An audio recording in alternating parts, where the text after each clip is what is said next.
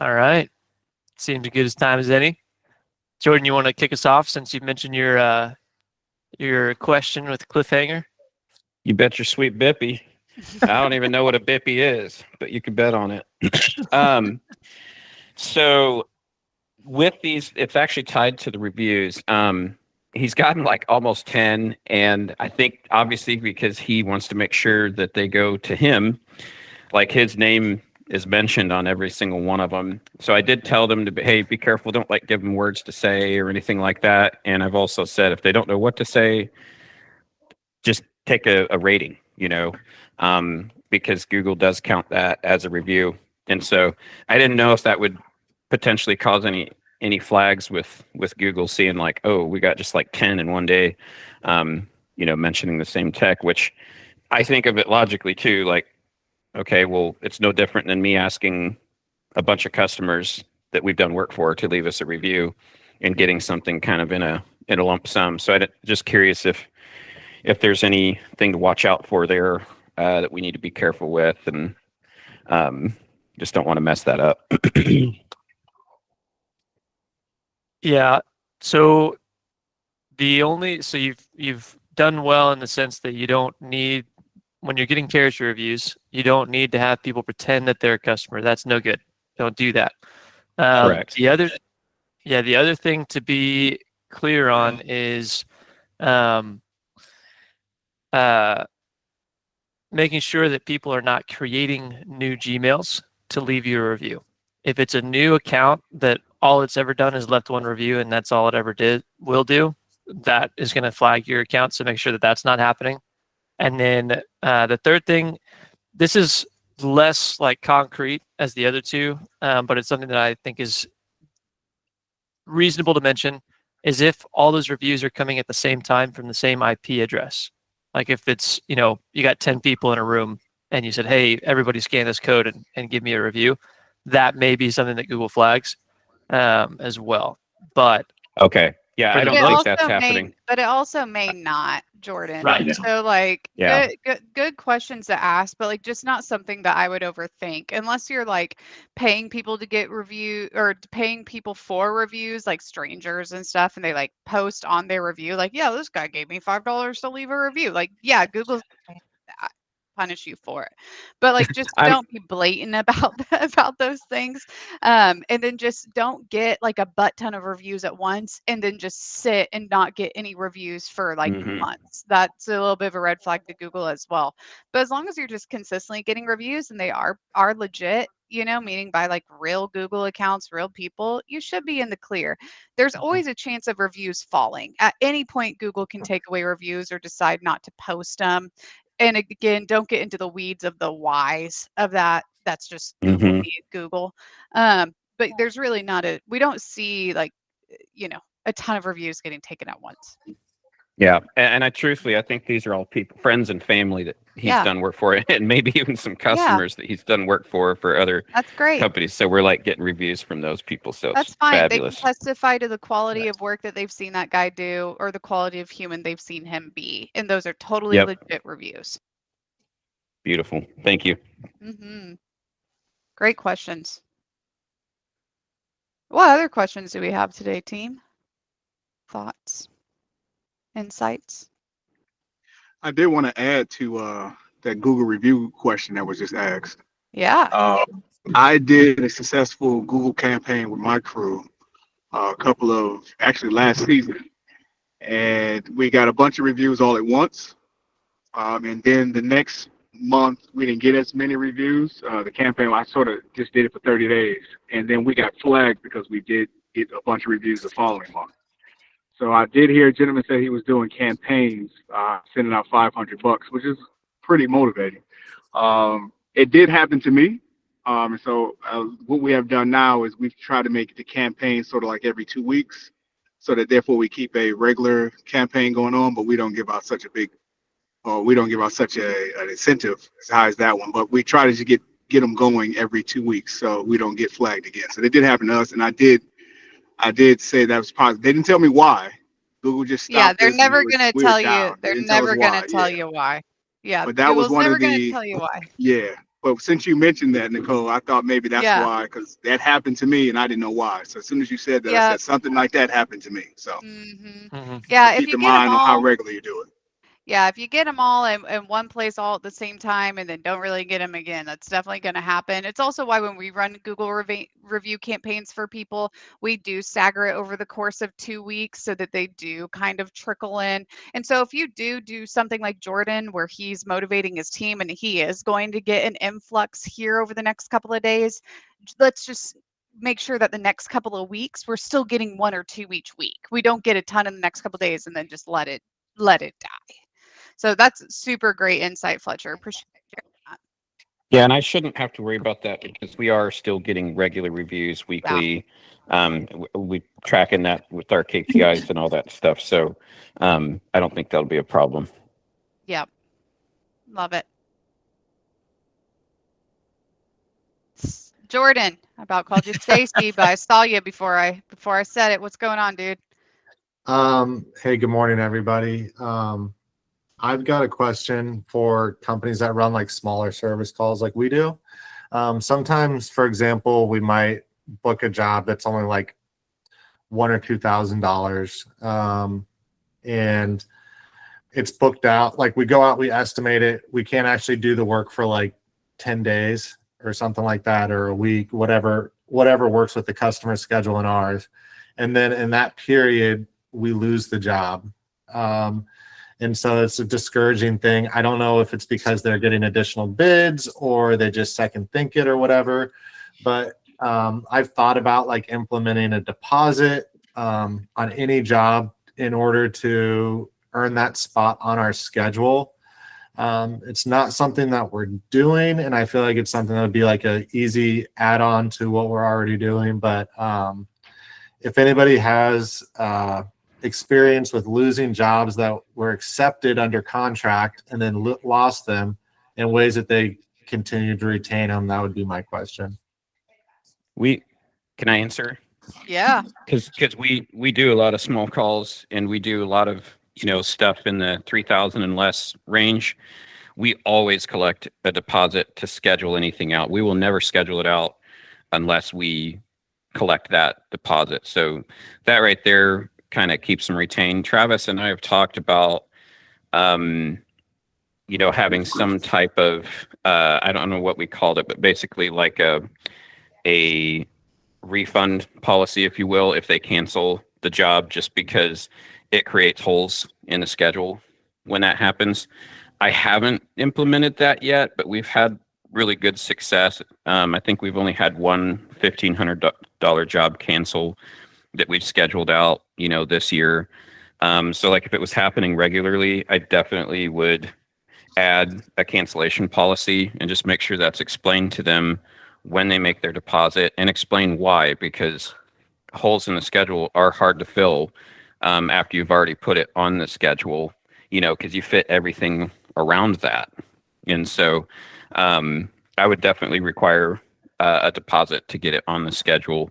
And that's how we explain it. Like, hey, we require a deposit to schedule and start work and to collect material as well, because oftentimes we're ordering material. So like there's some work that's happening even though you haven't done the job yet.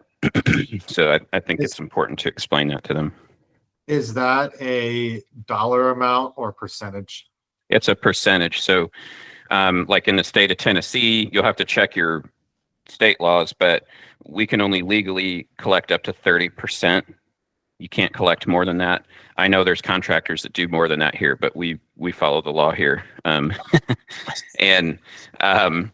there's a new song. There's a new song out there. I can't remember. It's a country song. He's like, I didn't see the law, but the law saw me. So I don't know why that's what I'm thinking of on that one. But we actually only require 25%, even though we could collect 30. We just do 25%. That's super good I advice. appreciate that. Thank you. Yeah. And one thing, and Jordan, you're my client, so I know that this is something you guys are already doing, but just to say for everybody else.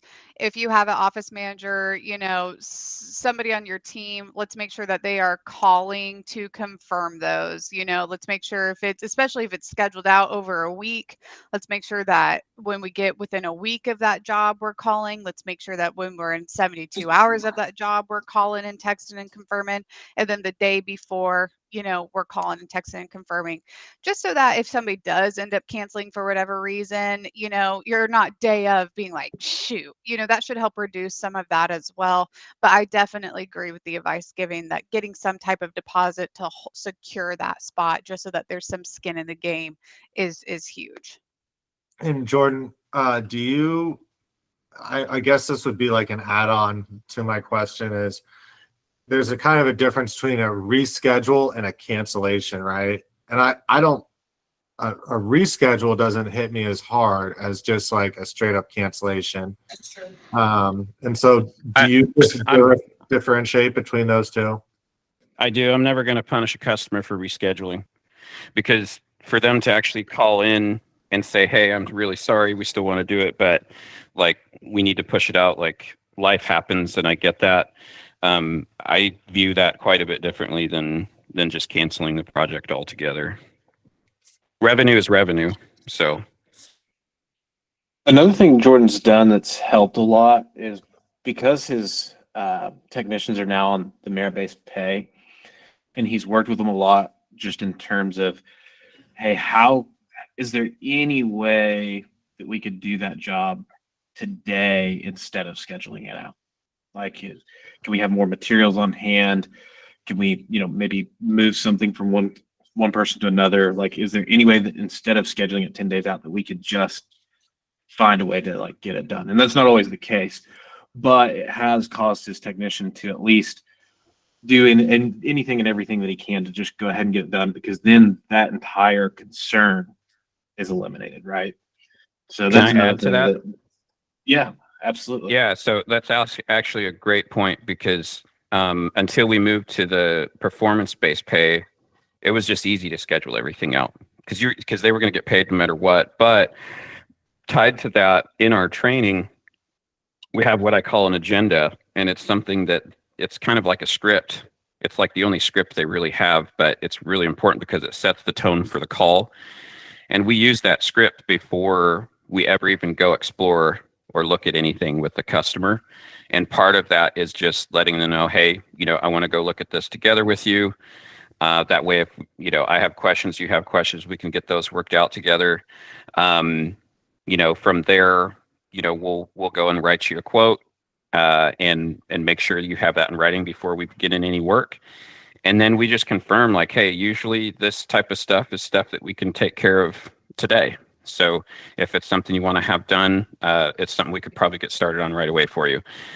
So we kind of like set the tone for that right off the bat. And I'll be honest with you, I used to think that was stupid. I was like, nobody cares about that. But all I can tell you is it works. It really does set the tone for the entire call. And we've watched, like I've talked to my guys about, like, pay attention. If you forget to do that, how does the rest of your call go? And every time I'll tell you, like, it doesn't flow as well, because you're already kind of letting the customer know how that's going to look. And so it actually creates better questions and fewer of the bad questions when you do that. Yeah, I agree. We always try to get the job done same day if possible. Sometimes the way the schedule works, it's not possible, but or with the customer's schedule, it doesn't work. But yeah, like, we're still in like the training phase with my guys, where it's like, you know, sometimes it's like scheduling away time from revenue producing jobs for training is tough, right? And so that's where I'm a little bit locked up. But yeah, I know my guys need a little bit more training, but I appreciate that advice, Jordan. Thank you.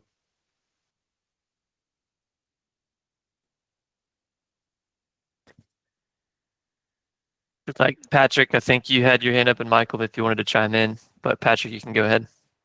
Yeah, So I've had that happen to me in past too, where people will cancel, and it does cause problems in the schedule. So in my state, after you sign a contract, the customer still has 3 days to void the contract. It's law. They can, that way you can't, people can't pressure sales into them. Now, when I talk to a customer, huh?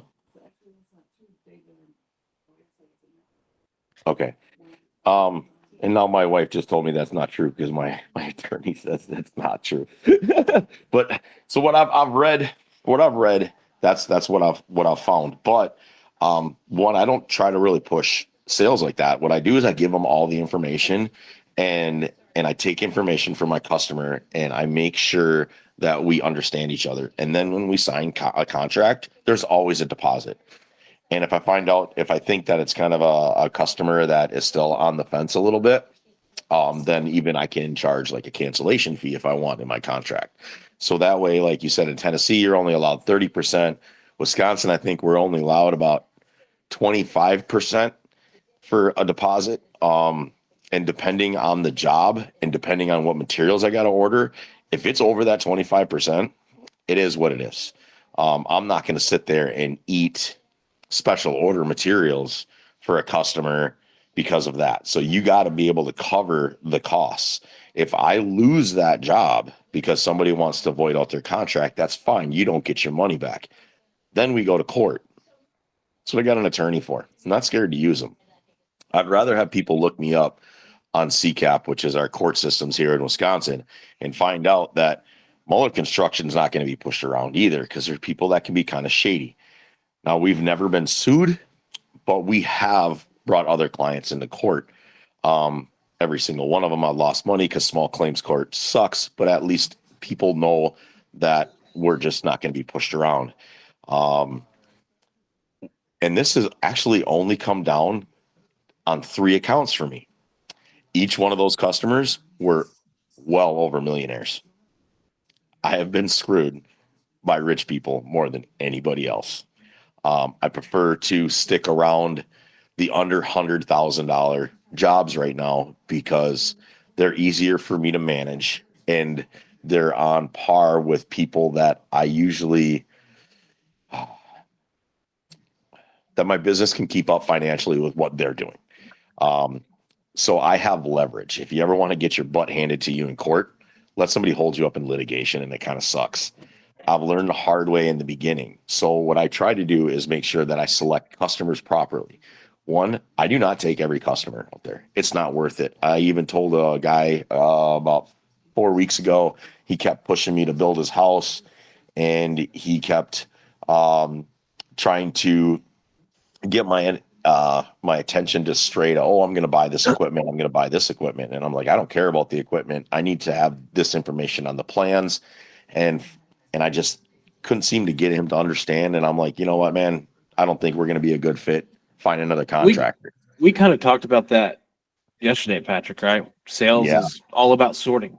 Not every customer out there is our customer.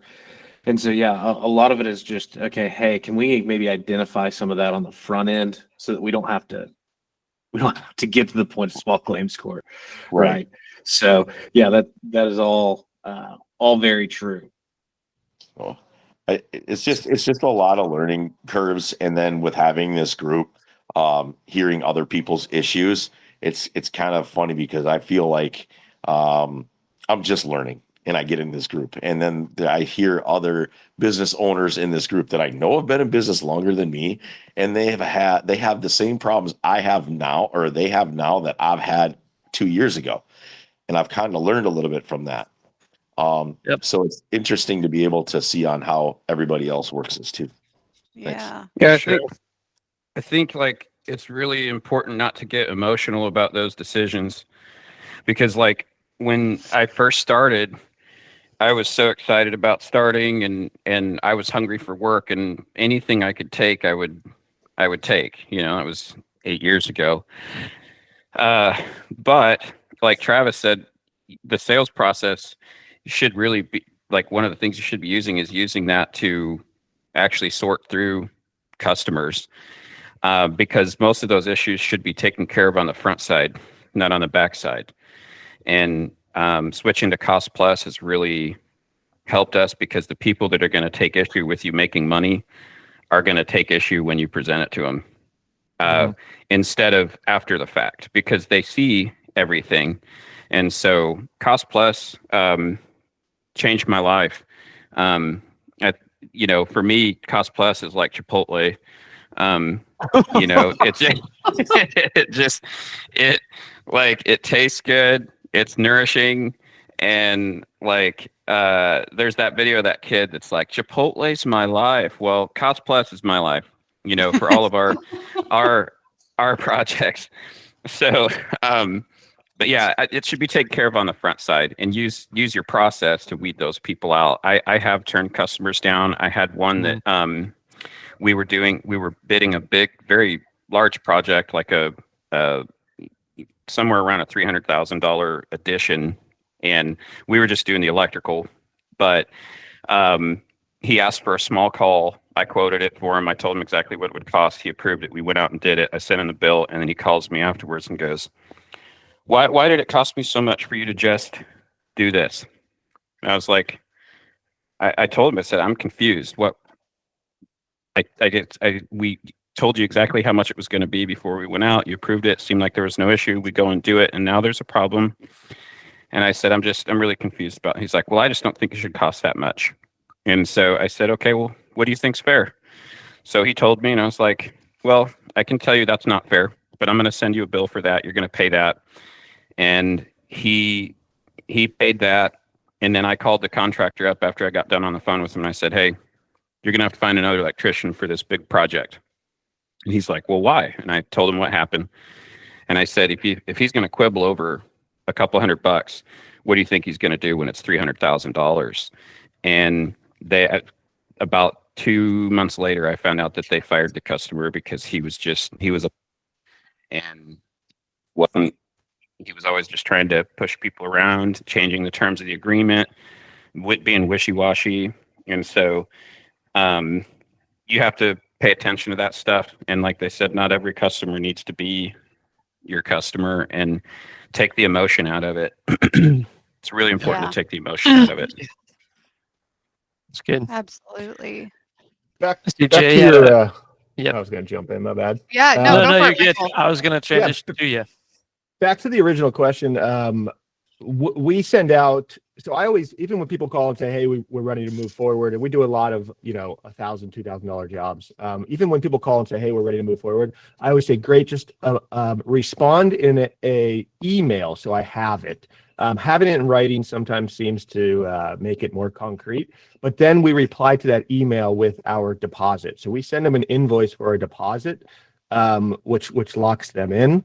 But the amount, the percentage is going to be based on what you feel comfortable and what makes sense for you, as well as the time frame. So if we're doing this, like if we're going to turn around and do it tomorrow, I don't collect a deposit because I don't need 2 checks. I just tell them, hey, we're gonna be doing this tomorrow. Like you're gonna get the final check at the end. But what I didn't hear mentioned was, and this is kind of a humbling phone call to make, but if I lose a job that I feel really good about, I always follow up with the client and say, hey, what can I do better? I'm just calling you to find out why you went with somebody else. This is not a hard sell. I'm not going to push them, and don't hard sell. Don't push them. The decision's already made.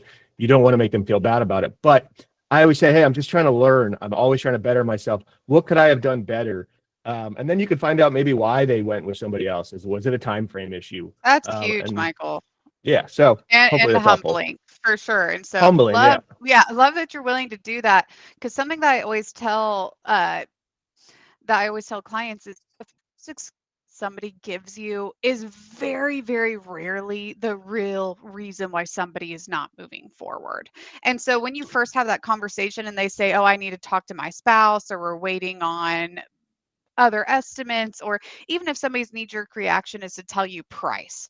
A lot of times it's the push-off excuse. It's the, I don't want to have this conversation anymore, so I'm just kind of pushing you off. Once the decision's already been made, they've already moved on, Michael, that's such a good opportunity to call and to really get an idea of, hey, what did cause you to go with someone else over me? Like, just so I can know in the future what I should be doing better and what you valued as the customer.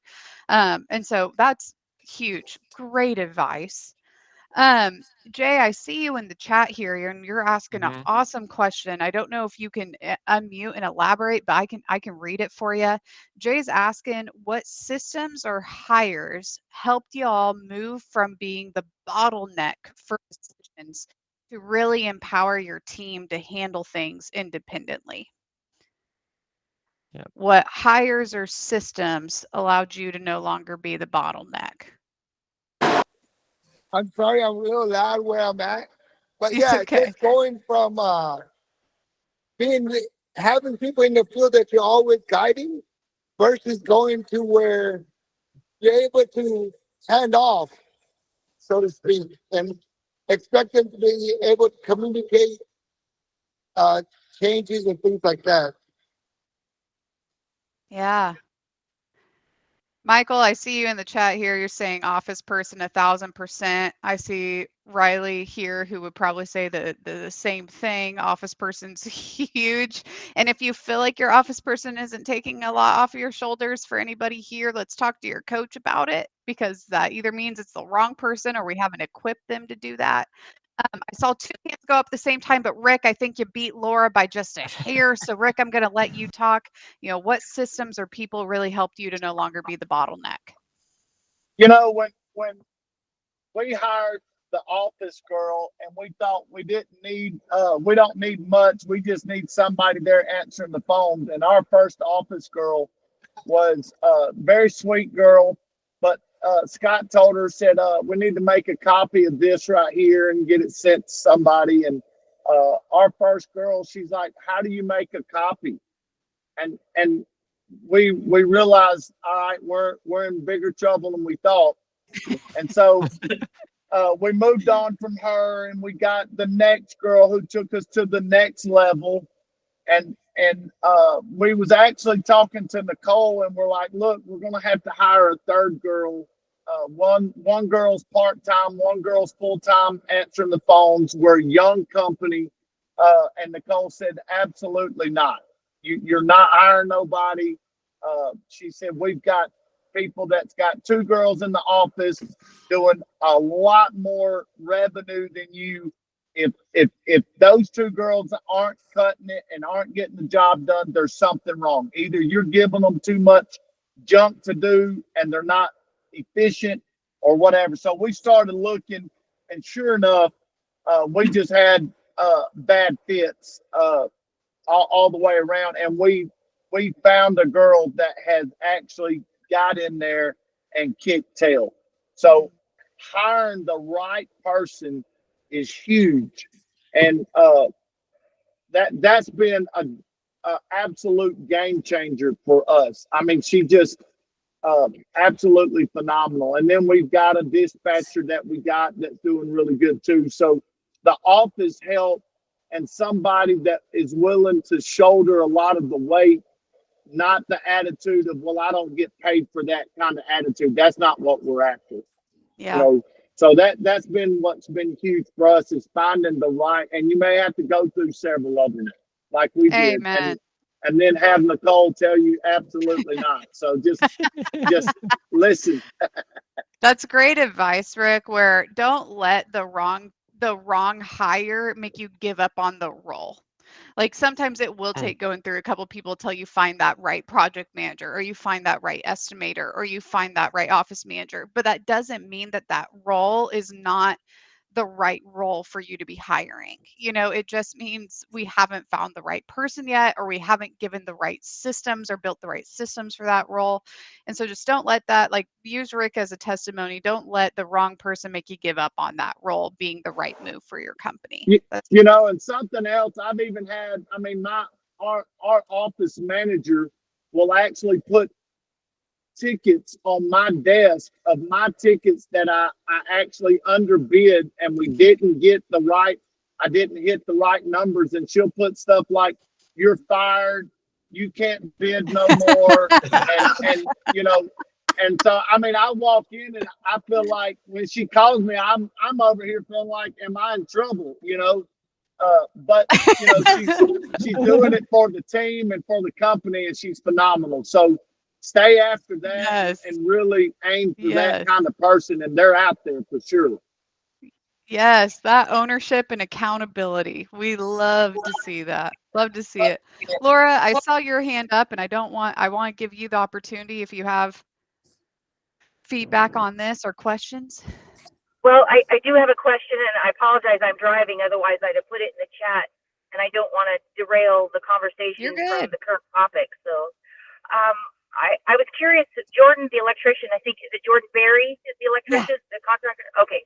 So in talking about getting the deposit and cancellation, refunds, all that policy, do you have terms and conditions established? Did you have an attorney write that for you? Did you come up with it yourself? Does the customer sign it? Because we're looking to implement in the House Call Pro, they have a section in there where you can click the terms and conditions. So I want to start charging a deposit for any service call that is booked. We do typically on larger work anyway, but these 1 hour, 2 hour service calls, are you getting a deposit for that, even if it's like a $25? So what does that look like? Yeah, so I'm just like everybody else. I'm not immune to bad things happening with customers. So I've actually had to go into litigation about 2 or 3 different times over the last 8 years. And so I had my construction attorney, he basically told me, hey, why don't you just write your own terms of basically what you want and send it to me. I'll review it and then make any edits to that necessary. And he, honestly, he shortened it up like a lot and made it very simple for us. So I used him to do that. And then as far as deposits, if we're doing it same day, obviously we don't collect a deposit, but also we usually don't do it for anything less than 1,000, just because it's just not worth it for stuff that small. But anything 1,000 or more, we always collect a deposit on. Does that answer the question? Yes, thank you. So I was just curious if you have a 1 hour service call and it's booked a week or 2 weeks out. Let's just say you're going to go take down an existing ceiling fan and hang an owner furnished new fan. Are you getting a $25 deposit to hold that space in the schedule? And what or reschedule policy look like? Are you talking about like with when they call in and schedule an appointment, or are you talking about once the technician's been out and for some reason they can't do it the same day?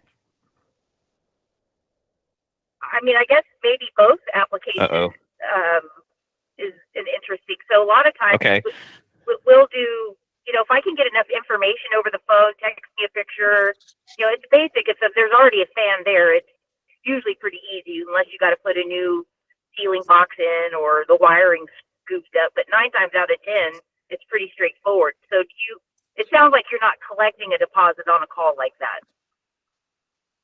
No, when they call in, we obviously have our script and we tell them, it's $65 for the service call. But we don't collect anything when they schedule their initial appointment to have a technician come out, not for service stuff. And then once the technician's been out, if it's that small of a call, we usually don't. I do try to get them to at least collect the service call fee on the real small stuff, just because they were anticipating having that anyway. And then we just apply that towards the work when we come back. But we also have like a do it now price that we utilize sometimes. So it's rare that because of our process, it's rare that we're coming back for stuff that small. And so I view it more of, if you're having that a lot, look at your process and see if there's something that you can change to not constantly have those, because you really shouldn't be scheduling. Like if the technician goes out and it's a $300 to $500 call, you shouldn't be scheduling a lot of those out. There's honestly no reason to do that unless there's something wrong in the process, in my opinion. That's great. Thank you. Travis is laughing. I was laughing at Nicole defining. I've never heard that word before in my life. I've never heard it. I read Sorry, these Jordan. I was laughing at and I've never heard Nicole that and Bryce, not you. Oh. word. Did I miss something in the chat, or is there a word I used? Oh, No, ubiquitous. yeah. No idea. Never heard that one. I also want to kind of circle back to that office manager question, because I listed in the chat kind of things to look for that office manager, and something that Rick highlighted that I feel like I just didn't highlight or kind of brushed over is that office person should be doing a lot more than just answering the phone and scheduling appointments. If that is all that person is doing, then that role is definitely not paying for itself. When it comes to tracking documents that they can fill out, marketing work like Dream 100, calling to get reviews, just like Rick was saying, how his office manager is even familiar enough where they can look at a quote and they can say, hey, we didn't price this correctly, and looking, they're holding the team accountable to those things. Like that's a pretty awesome office manager. Not everyone's going to be equipped for that, but you want somebody who like takes initiative, who is doing a lot more than just answering the phone and checking emails. That person, if that's all your office person is capable of doing, we might need to find a new one. But we do have a very detailed office person daily checklist. And so if anybody needs that at any point, please, let us know. It looks like Jordan, that might be what you're kind of looking for. Bryce, are you grabbing that? I see you over there doing something. In a way, Travis might be in there specifically. Somebody, if you want to share that. And of course, this checklist is a template. It's not all encompassing, but and with that being said, let's really make sure that if there are other duties that person is doing, they need to be put on that checklist. Let's make sure that we're editing that checklist as that role grows. And if there is something on that checklist where it's like, hey, we need you to update the CRM system or whatever, have steps on how to do that, like get detailed in those descriptions so that anybody can look at that role and know what all is encompassing and also how to do the things that you have listed there. It looks like Travis put both a Dropbox link that has like a graphic design piece of what that looks like, and then also shared the Google Doc, and you guys can make a copy of that Google Doc and you can make any edits to that copy that you want.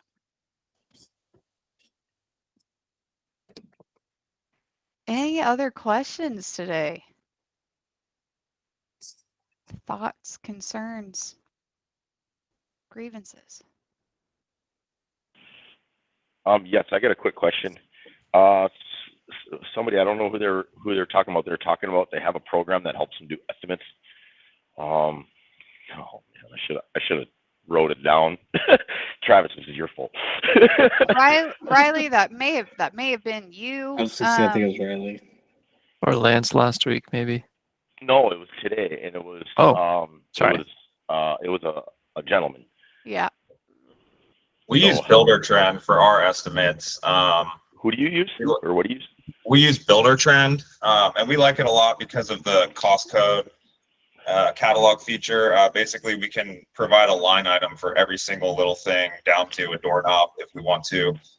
So it's kind of like an evolving and always growing catalog because every job has its own little things, but it's nice because as we go through, you can set templates. So I have like a template for a basement remodel. I have a template for a bathroom remodel. I have a template for a kitchen remodel. And I have all of those standard cost codes that are always going to be the case for any of those jobs put in there. What is the cost for you to get that program? Because I know like Xactimate, it's stupid expensive. It's way out of my cost. It's not cheap. I think we pay $900 a month for it. Yeah, but the $900 is. But I mean, I'll rather pay the $900 because it takes me longer to be able to have that information Yeah. But once you get your catalog set up, it makes estimates and proposals go really quickly. I spend maybe, unless it's a really big job, I spend maybe an hour putting a proposal together with Buildertrend. And the other feature that's fantastic about Buildertrend is as you go through your job, you can upload your purchase orders, your receipts, any of your bills from your subs or vendors, and you can assign them to each one of those line items, and then that reflects in the job costing budget. So it also goes a little further, as you know, instead of having an Excel spreadsheet, as you live track, and if we sit down every week and make sure we have all of our cost codes updated and all of our purchase orders uploaded. So every week we have a live feedback of where we're at with the job, what we've overbid or underbid. And it also is extremely important with Cost Plus, because we can actually also give our customers access to look at that data. So it's kind of it's a good platform to be able to know where you're actually at with the job. So it goes beyond just the cost codes. It is certainly expensive, but it saves a ton of headache. And I would say it's worth the $900 to not have to sit down with pen and paper and hand jam Excel spreadsheets and hope you're doing things the right way. Right. Hey, just to piggyback on that Buildertrend, I'm brand new on Buildertrend. I mean, maybe 2 months, and it is about $1,000 a month. And I've looked at House Call Pro, Field Pulse. I looked at 4 or 5. Relatively new company. I'm probably 6 months, maybe even a year too early on Buildertrend. But I have got to say, man, from a business perspective, it basically is not just a secretary, but almost like a bookkeeper as well. The amount of tracking, just to the detail with which they track, I honestly cannot imagine now having that as a tool. I can't imagine building a multi-million-dollar company without it. I've looked at House Call Pro, I've looked at a few other ones, and don't get me wrong, they are good. There are good estimate programs out there, but Buildertrend is actually a lot more than an estimate program. It really is company management. Yeah, I would agree. And the other thing that's great about Buildertrend is within the software, they have different training tracks. So they have a track for a project manager, they have a track for an office manager, they have a track for just becoming a Buildertrend guru. Basically anything that you need to get clarification or training on, they have that embedded in the system. And then you also get an account manager, just like with Redmond. You can schedule at any time a live call, and they'll walk you through any of your issues. They'll help you, train up on stuff. So it's an extremely valuable software. I would never really, I don't see myself switching to anything else. And another thing too is if there's anything that you maybe find sticky or doesn't work for your business, you can actually send in a request to their coding department to have something coded specifically for your business into the software, so it makes more sense for the way you run things. But we meet with our account manager at least once or twice a month with questions and training and all of that. So I would say if you are using Buildertrend and you think it sucks and it's a pain in the butt, it's because you're not taking advantage of the features that it has, because there should be absolutely no reason with Buildertrend that you can't figure out how to use it effectively. Amen, Riley. Big point. Yeah, Say it again for the people in the back. I mean, it's just, and that's just not that doesn't just go for Builder. That goes for any software. If you're going to make the commitment to pay it, then I need to see you doing every course, going to any meetings that they offer to ask questions. Like like Riley was saying, it will absolutely work for you if you work it. And Buildertrend is by far the leader in the industry when it comes to construction management softwares, but it's not the end all be all. I always recommend trying 2 or 3 different ones and seeing which one's kind of the best fit for where your company is at right now. And maybe that where your company is at right now, you want to start with something that's a little bit more basic. And then once you get the hang of that, you move up to Buildertrend. That's great. I would just try a few different ones and kind of narrow it down from there. Jay, I saw your question about NoFi. That might be a good question for the group chat. I just put the link to the group chat in our chat here if you're not a part of it. But those types of questions, that group chat is a little bit easier if you don't get feedback here.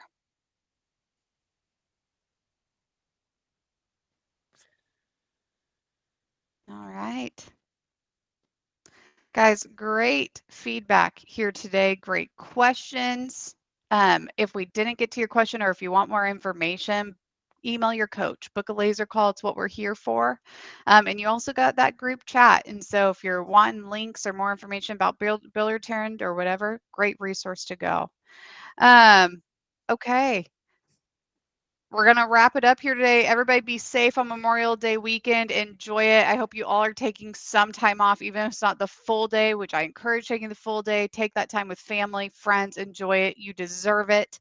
We'll be back next Thursday like normal. Have a great weekend.